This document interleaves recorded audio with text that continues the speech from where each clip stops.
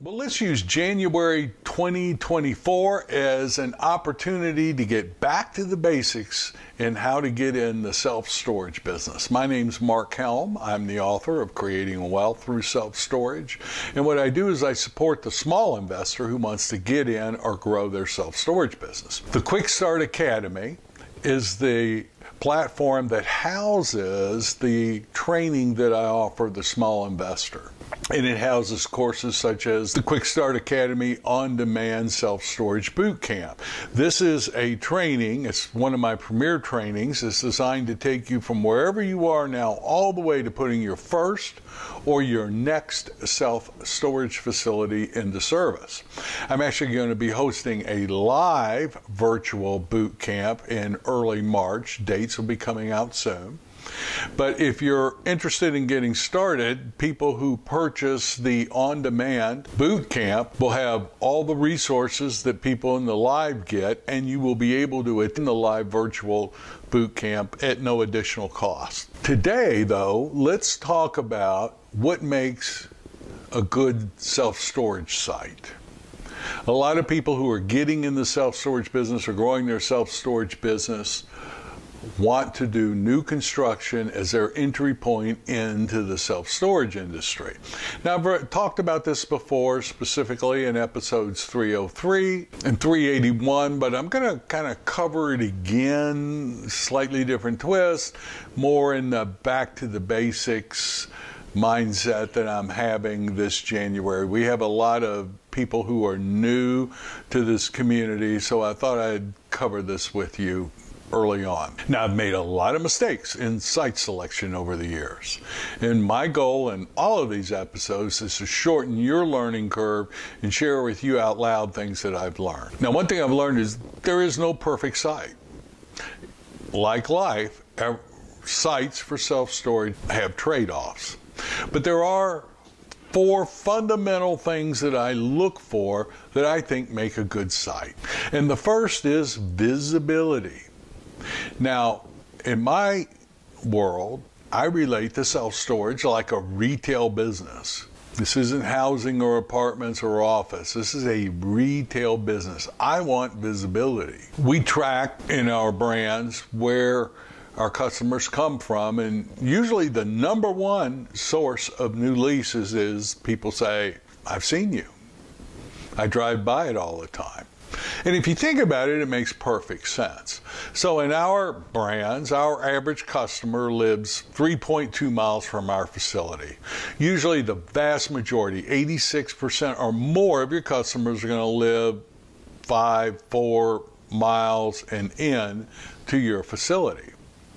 And as they go about their daily life, driving to the grocery store, taking their kids to school, going to soccer games, if they drive by your facility and see it, when they need storage, they'll either one, think of you, or two, when they go online to look for self-storage, they'll see your facility because you're doing pay-per-click and will show up there in that trade area, and they'll say, oh yes, that facility. So first and foremost, I want to be seen by my customer base, whether they need storage or not. Now, I know there's a really good, valid argument that with the internet today, visibility is less important, that you can do online marketing that will drive customers to your location, and that's probably true. I don't want to win that argument. All I know is every time I do a project, I'm betting 2, 4, 6 million, whatever it costs to do that project, I'm betting that much money, and I know visibility is a sure thing. So I want to have visibility. I have had facilities that don't have good visibility, and we spend more on online marketing, and usually I have to discount my rents as an incentive to have people hunt for me. That's just my opinion again. Don't want to win an argument. I'm just telling you what makes a good site for me. Visibility is like number one. And that will eliminate a lot of sites because usually high visible sites that are zoned or will allow self-storage are usually very expensive. And self-storage may be getting $12 to $20 a square foot income. And very often these tight high visible retail type sites are priced for businesses like drugstores that may be getting $200 a square foot. So it takes something to find these sites, but believe me, it makes all the difference in the world to have that high visibility. I would even take, like my experience is expressway exposed sites where somebody may have to do 2 or 3 turns to get to you. Is well worth it. It's the visibility, not necessarily being able to do a quick right turn off a main drag. My experience is the facilities that I've had that have good expressway exposure during the lease up, those lease ups go much quicker because of that visibility. The next thing that I look for is the area health for self-storage and demographics. I'm just going to call it demographics. I look at some metrics. I can't overstress this today. And a lot of times the metrics will kill a highly visible site that I found I like. Specifically, what am I looking for? Well, the number one metric I look for is square foot per capita. Like how much current supply is there in my trade area per person. Now, I don't have an exact number I'm looking for, but if it's 18 square feet per capita, I think the national average is close to 7 or 8 now, that's a red flag. Now, in Houston, Texas, for example, the square foot per capita I'm comfortable with is usually much higher than what it would be in Boise, Idaho, for example. My experience is the closer to the coast, the closer to recreational areas I am, I've seen higher square foot per capita work great. Certain parts of the country, 6 square feet per capita might be oversupplied. So feasibility reports ultimately going to tell me, but I'm going to look at, and I will pay a few $100s and get a report from, let's say, Radius Plus or some other provider to get an initial number on square foot per capita. Next thing I look at is population. Again, 15, 20 years ago, you would hear 50,000 people within a 5-mile radius. Well, I've owned a lot of projects that don't have 50,000 people in a 5-mile radius and made very good money there. But I'm looking for people. Now, at any given moment, only, let's say, 10 or 12% of whatever the population is from my trade area are going to need self-storage. But I want to see that there's people there. I want to see there's enough people for the size project I'm contemplating and whatever the current supply is. The next thing I look at is population growth. Now, I don't have to see huge growth, but I sure don't want to see it flat or going backwards, because population growth is a main driver for self-storage. And any mistake, and believe me, I will make them, and so will you, any mistake you make as a developer will be fixed and solved by population growth. So I want to see some growth there. Next thing I look at is the rental rate of my competitors. I'm going to talk about the economics in a little bit, but I want to make sure that the rental rate is strong enough to cover the development costs that are going to be involved in bringing a site on and bringing a facility online. I try to get a sense of whether my competition is full or not. That isn't a deciding factor whether I think they're full, but it's better than having them empty. And I look at how many projects in my trade area are in lease up at the moment, are new and trying to hit stabilization. Those are going to be my main competitors if I'm building a new facility. And I just don't want to go head to head with them and do a race to the bottom of the rental rate market. And finally, kind of a new metric I look at, it's not hard and fast. I don't have a hard and fast number on it, but I look at what is apartment rent per square foot compared to storage rent per square foot. And I like to see apartment rent or housing rent per square foot higher than self-storage. Why? Well, because that tells me it's cheaper for someone to rent a storage unit to put their extra stuff in than it is to go out and rent a bigger apartment. Third thing I look at is the site shape and buildability. Now, I'm not an expert in this area. I usually get an engineer looking at the site very early on in the process, sometimes before I even have it under contract. But a few things I've learned is that the shape of the site makes a difference. We like wide drive lanes between our buildings, and being able to put that in there makes a difference. Usually what I do is very early on in the process, a lot of times even before I have it under contract, I will send a survey or a site plan to a storage fabricator and pay them to do a preliminary layout for me. And then I will run that layout by an engineer, certainly do that very, very early on in the due diligence process. But I want to get a sense of how user-friendly is this site going to be for a self-storage project.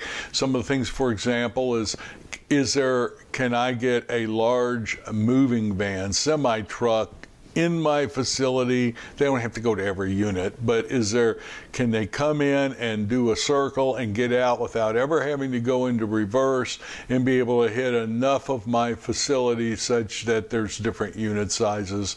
And if I have climate control, they have access to that as well as non-climate control. I mean, those are kind of things I look at as I'm looking at a site.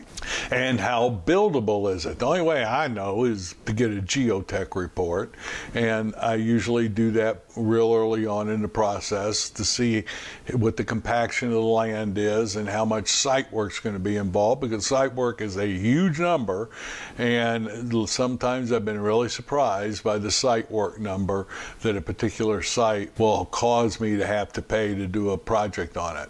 And zoning, I don't usually take projects through rezoning. I just don't want to spend the time or the calories doing that, but very often, if not the majority of the time, a special use or conditional use permit is required.